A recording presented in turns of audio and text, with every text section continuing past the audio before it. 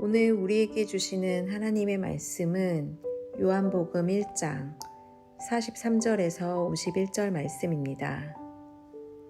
이튿날 예수께서 갈릴리로 나가려 하시다가 빌립을 만나 이르시되 나를 따르라 하시니 빌립은 안드레와 베드로와 한 동네 벳세다 사람이라. 빌립이 나다나엘을 찾아 이르되 모세가 율법에 기록하였고 여러 선지자가 기록한 그 일을 우리가 만났으니 요셉의 아들 나사렛 예수니라. 나다나엘이 이르되 나사렛에서 무슨 선한 것이 날 수 있느냐. 빌립이 이르되 와서 보라 하니라.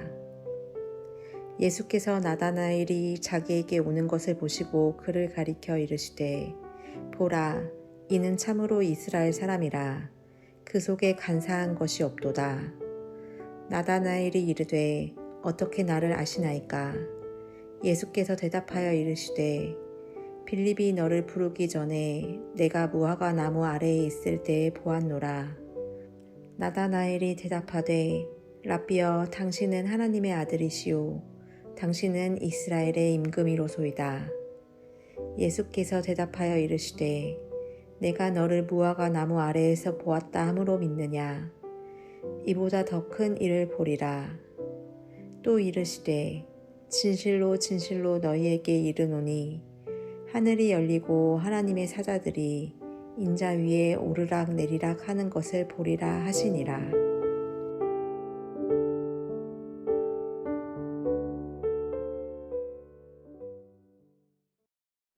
오늘은 새해 첫 주일을 맞아 파테아 성교교회 모든 성도가 모여 예배 드리는 날입니다. 거룩한 새해 첫 주일 아침에 주님이 주시는 은혜와 사랑과 기쁨이 여러분 모든 가정 가운데 임할 수 있기를 예수님의 이름으로 축원합니다. 많은 신학자들이 만일 당신이 성경 중에 한 권만 가질 수 있다면 어떤 책을 택하시겠습니까? 라는 질문에 로마서와 요한복음을 택하겠다라고 대답을 했습니다. 그만큼 우리가 보게 될 요한복음은 복음의 진수가 잘 기록되어 있는 말씀입니다. 마테마가 누가복음을 공관복음이라고 부릅니다. 공관이란 말 그대로 공통의 관점이란 뜻으로 예수님의 생애라는 공통적 주제를 세 사람의 시각으로 기록했습니다. 그런데 같은 사복음서 안에 세 권, 즉 마태, 마가, 누가복음, 이 공관복음이 예수님의 전 생애에 초점을 뒀다면 요한복음은 하나의 내용에 집중합니다. 그것은 예수 그리스도는 하나님이시고 그분을 믿는 믿음으로만 생명을 얻을 수 있다입니다. 이것을 한 절로 기록한 말씀이 요한복음 20장 31절 말씀입니다.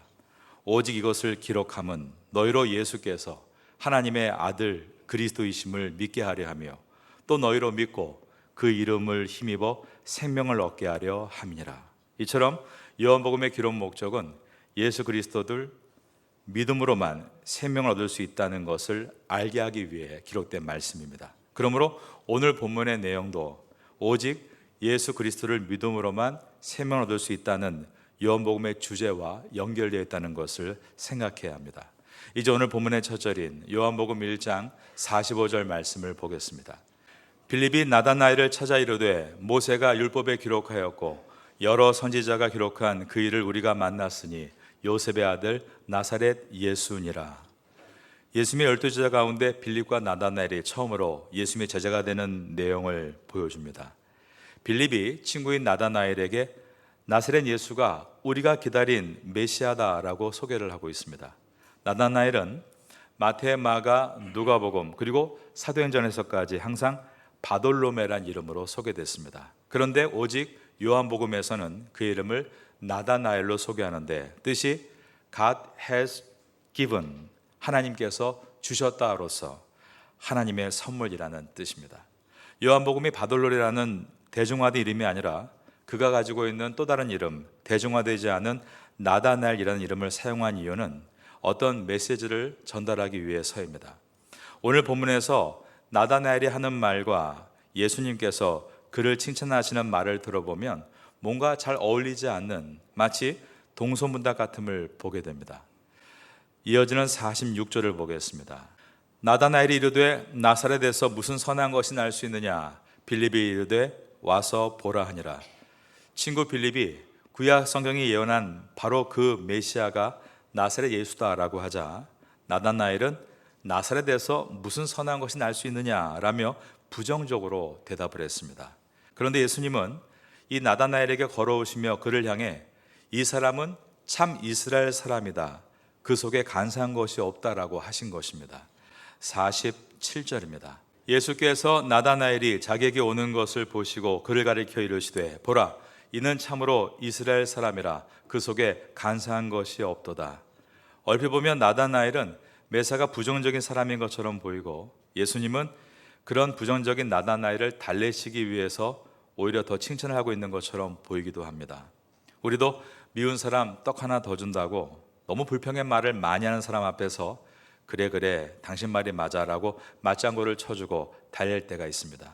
그렇게 달래주면 그 미운 사람이 유독 나에게는 미운 말을 하지 않고 나를 따르는 경우도 봅니다.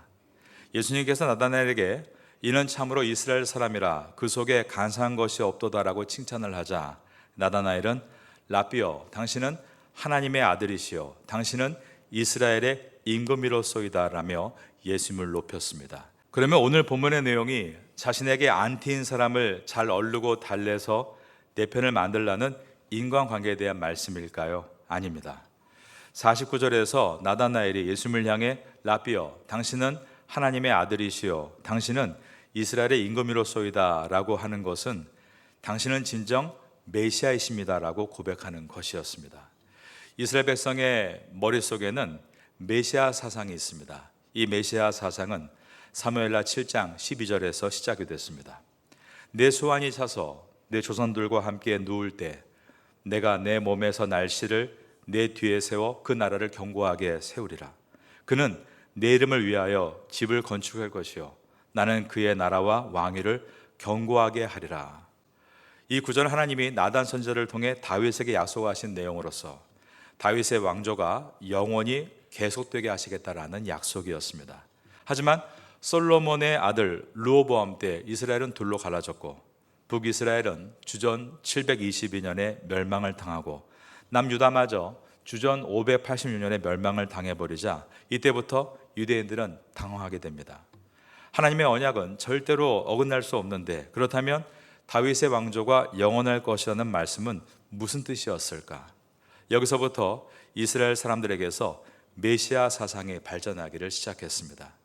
그들은 나단 선지자의 예언이 다윗 시대의 왕조를 이야기하는 것이 아니라 미래의 종말에 하나님께서 이스라엘의 다윗의 후손으로 한 인물을 태어나게 하셔서 그가 다윗의 왕조를 일으키고 이스라엘을 다윗 시대와 같이 부흥케 하고 태평성대를 만들게 할 것이다. 바로 이것이 이스라엘 사람들이 갖고 있던 메시아 사상의 시작이었습니다.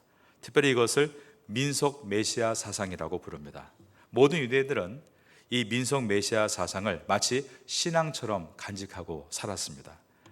그러기에 나다나엘도 이스라엘 사람으로서 그 메시아를 기다리던 사람입니다.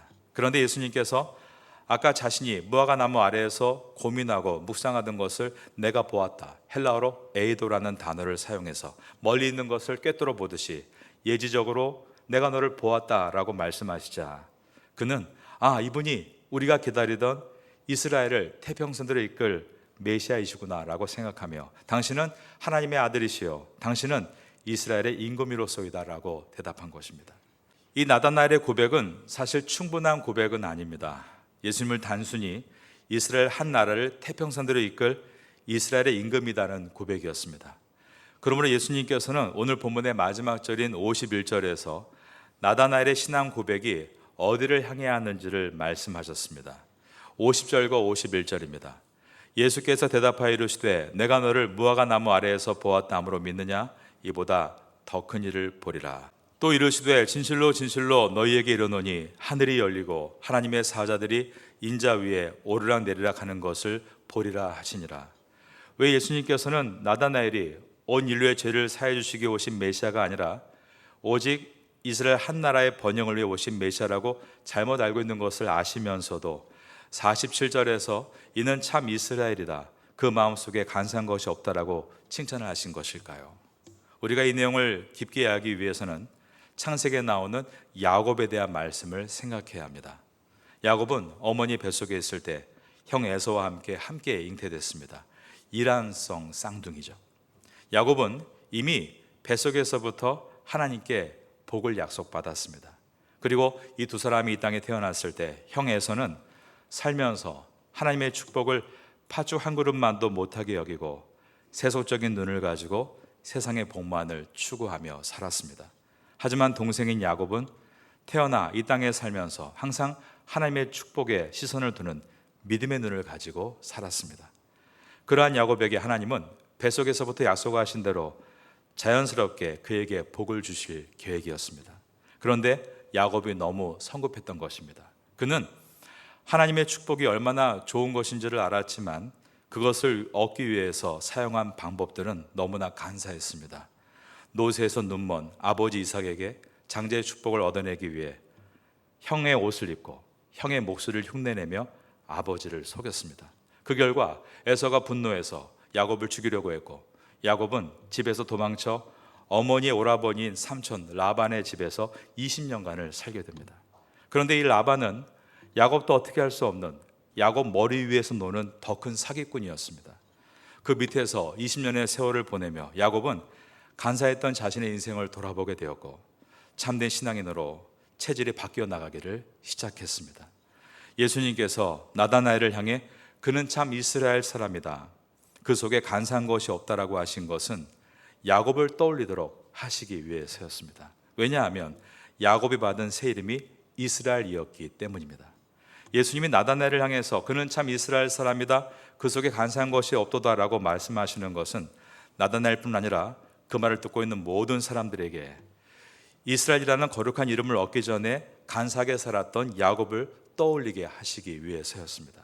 간사했던 야곱이 참 이스라엘로 거듭난 사건이 우리가 알고 있는 야복 강가입니다.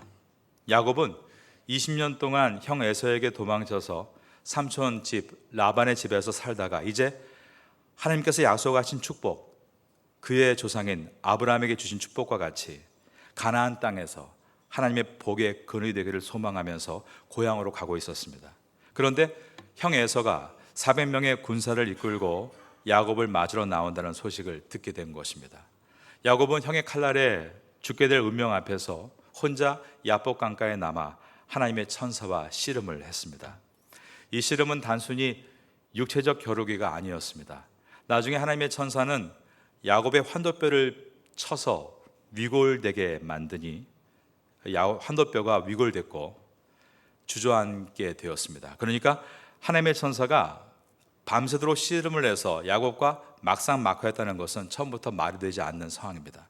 이것은 보라, 이는 참으로 이스라엘 사람이라, 그 속에 간사한 것이 없도다, 간사했던 야곱을 참 이스라엘로 거듭나게 하시려는 하나님의 은혜였습니다. 과거의 야곱이 자기식으로 자기 마음 내키는 대로 행동한 모습은 하나님을 떠난 인간의 타락한 모습을 대표하고 있습니다. 타락한 인간은 누구든지 우주 중심에 자신을 앉히려고 합니다. 그래서 죄인들은 누구나 자기 외부의 모든 것들이 전부 자기 자신을 위해 존재해 주기를 바랍니다. 심지어 하나님마저도 나의 꿈과 야망을 이루는 데 필요한 도구요 방법으로밖에 생각하지 않는 것입니다.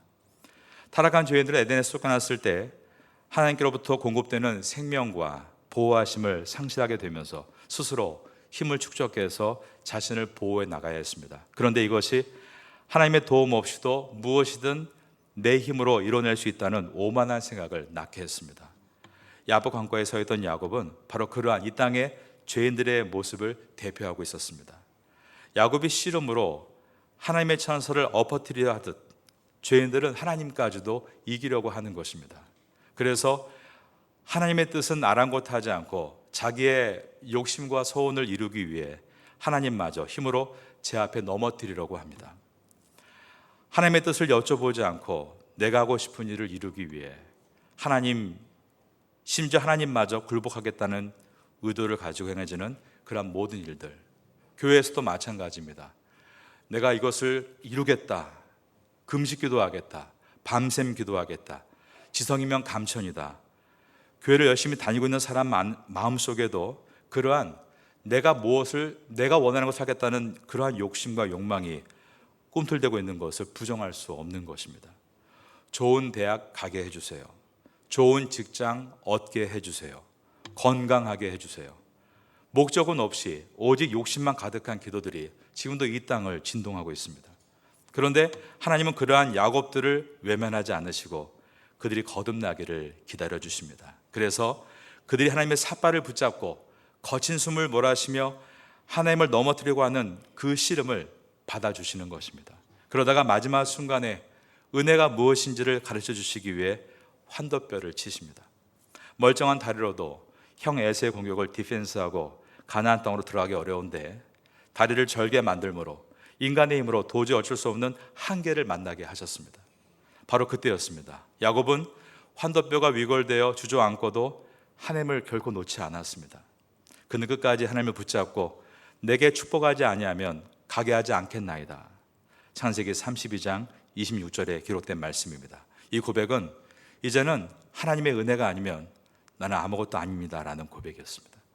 그때 하나님은 그 이름을 야곱에서 이스라엘로 바꿔주신 것입니다. 그렇다면 왜 예수님께서 나다나엘에게 하나님께서 야곱을 축복하셨을 때 그 말씀, 보라 이는 참 이스라엘 사람이라 그 속에 간사한 것이 없도다라는 말씀으로 축복을 하신 것일까요? 그 이유는 그가 메시아에 대해서 아직은 정확하게 알고 있지는 못하지만 적어도 하나님의 축복이란 하나님의 은혜로 얻는 것이지 인간의 노력으로 되는 것이 아님을 방금 전에 무화과 나무에서 씨름하며 깨닫고 있는 것을 보셨기 때문이었습니다. 내가 보았다. A도 다른 공간에 있었지만 내가 너를 꿰뚫어 보고 있었다라고 하셨습니다. 야곱은 야복 강가에서 하나님과의 씨름 사건이 있은 후에 과거 20년 전에 있었던 하나님께서 베델에서 보여줬던 사건을 이해하기 시작했습니다. 그가 형과 아버지를 속이고 집에서 쫓겨나 도망치고 있을 때 외딴 곳에서 밤을 지새게 됩니다. 돌을 베게 하고 누워 있는데 그가 누운 곳 위로 하늘이 열렸습니다. 그리고 하나님의 천사가 오르락 내리락 하는 것을 보았습니다. 야곱은 야복 강가에서 인간의 힘이 아닌 하나님의 은혜로 땅을 얻게 된다는 것을 체험한 다음에 20년 전에 겪었던 그 베델의 사건도 깨닫기 시작했습니다. 하나님께서 약속하신 땅은 저 앞에 있는 가나안 땅의 전부가 아니라 그때 내가 봤던 천사들이 오르락내리락하는 하나님이 계시는 보좌, 그 하나님의 나라가 진짜 내가 가야 될 나라임을 말입니다. 그러므로 예수님은 나다나엘이 방금 전에 무화과 나무 밑에서 하나님의 은혜가 아니면 하나님의 나라가 이루어질 수 없다는 것이 맞다라고 하며 자기를 치며 땀 흘리며 깨달아가는 그를 보시며 그의 믿음이 이제는 너희 조상 야곱처럼 진정한 하나님의 나라 천국을 소망하게 되리라 라고 말씀해 주신 내용이 바로 51절인 것입니다. 예수께서 대답하여 이르시되 내가 너를 무화과 나무 아래에서 보았다 함으로 믿느냐? 이보다 더 큰 일을 보리라. 믿음의 선배들은 모두 한결같이 이 믿음을 가지고 있었습니다. 그러므로 아브라함과 이삭은 가나안 땅의 삶에도 땅을 사서 집을 짓지 않았고 천막을 짓고 살았는데 그 이유는 그들 또한 하나님의 나라, 영원한 나라 본향인 천국을 바라보았기 때문이었습니다. 야곱도 본향이 천국임을 알았기 때문에 아들 요셉이 애굽으로 초청할 때 단지 상징으로 주신 가나안 땅을 쉽게 떠날 수 있었고 애굽에 도착해서도 세상 최고의 권력과 재력을 가졌던 바로왕 앞에서 기죽지 않고 하늘의 권세와 능력으로 그를 축복해 줄 수 있었습니다. 예수님은 오늘 이 나다나엘에게 하신 말씀, 보라 이는 참 이스라엘 사람이라 그 속에 간사한 것이 없도다를 통해서 우리 이 땅에 있는 모든 하나님의 백성들에게 어떤 메시지를 주고 계십니다. 그것은 우리가 하늘이 열린 성도임을 기억하고 우리도 믿음의 조상들과 같이 우리가 가야 될 영원한 본향이 있음을 기억하며 이 땅에서 두려워하지 말고 이 땅의 재물로 벽을 평가하는 사람 되지 말고 우리의 진정한 복은 하늘에 있음을 기억하고 담대히 나아가라고 이 말씀을 주고 계시는 것입니다. 여러분 모두는 2025년 한 해를 시작하면서 참된 가치를 이미 내가 구원받은 성도인 것에 두시고 이 땅에서 주님의 백성으로 주신 사명을 위해 달려가겠습니다 결심하심으로 이 땅에 사는 동안에 하늘의 복을 힘입어 승리할 수 있게 되기를 예수님의 이름으로 축원합니다.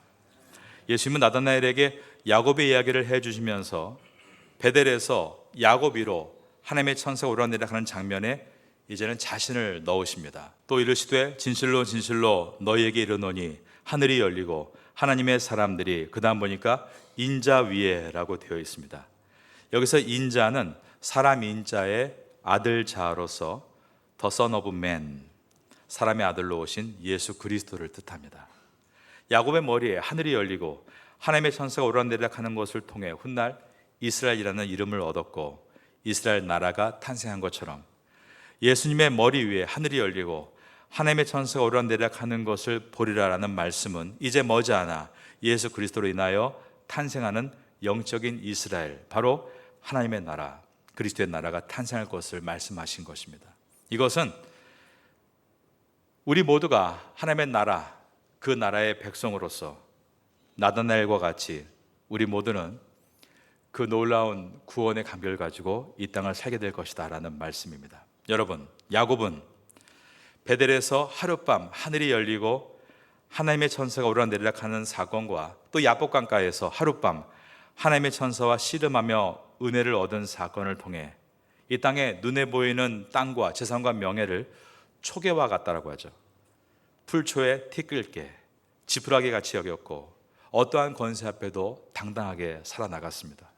그런데 우리는 오늘 제목처럼 그렇게 하룻밤의 은혜로도 평생을 주의 나라를 바라보며 살아가는 성도와 다르게 우리는 매주일 하나님 앞에 나와 예배드릴 수 있는 신약의 성도로서 매일 주 앞에 나아갈 때마다 말씀을 통해 위로와 소망을 얻는 이 땅의 믿음의 사람들입니다. 그러면 우리는 어떻게 살아야 하겠습니까? 아직도 내가 하고 싶은 대로 하려고 하나님마저 넘어뜨리겠다고 씨름을 하시겠습니까? 급한 마음에 간사한 방법을 사용해서라도 빨리 가려고 하시겠습니까? 보라, 이는 참으로 하나님의 사람이라 그 속에 간사한 것이 없도다.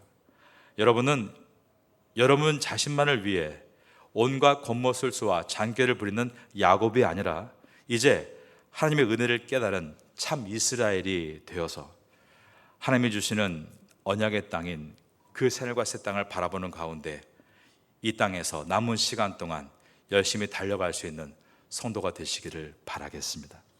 성경 우리의 모든 신앙생활을 경주라고 부릅니다. 새해가 시작이 됐습니다. 여러분들은 게으르지 말고 부지런해지시기를 바랍니다. 게으름은 우리 성도의 최고의 적입니다. 정말로 우리의 삶이 영적 전투에 현장이라는 것을 아는 사람은 게으를 틈이 없습니다. 마태복음 25장에 보면 달란트 비유가 나오죠. 그때 주님께서는 착하고 충성된 종이라는 표현과 악하고 게으른 종이라는 표현을 쓰셨습니다. 여기서 착하다와 악하다는 내면의 존재적 성품을 말합니다.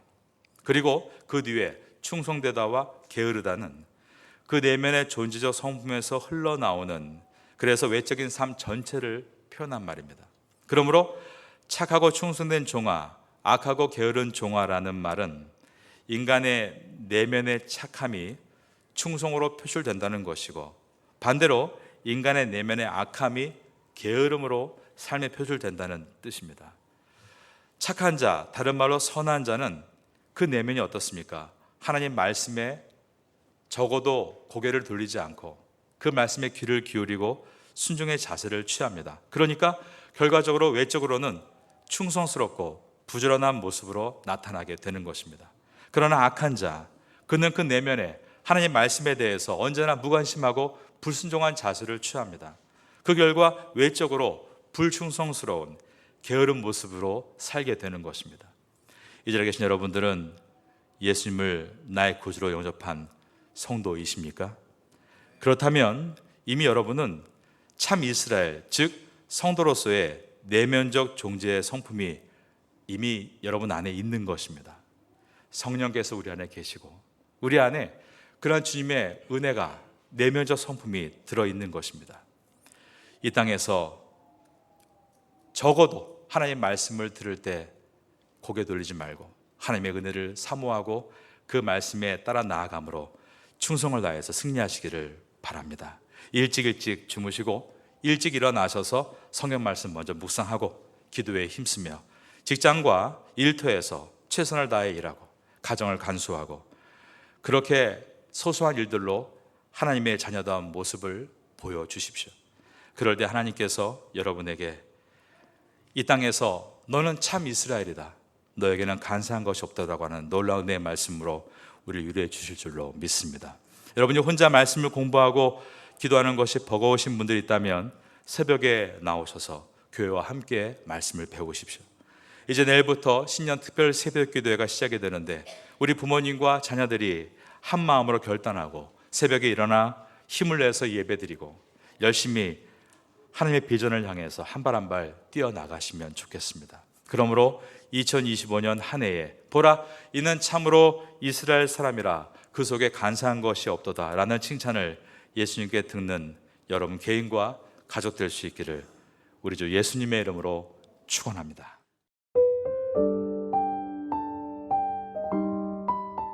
지금은 함께 기도하는 시간입니다.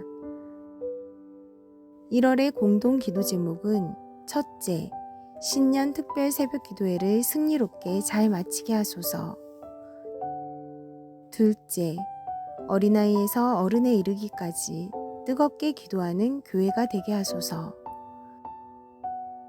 셋째, 각 부서들이 1년 사역을 놓고 열심히 주님의 뜻을 구하게 하소서. 넷째, 개인의 사업과 학업과 건강을 위해 하나님의 지혜를 구하게 하소서. 말씀을 붙잡고 기도하는 귀한 시간 되시기를 소망합니다.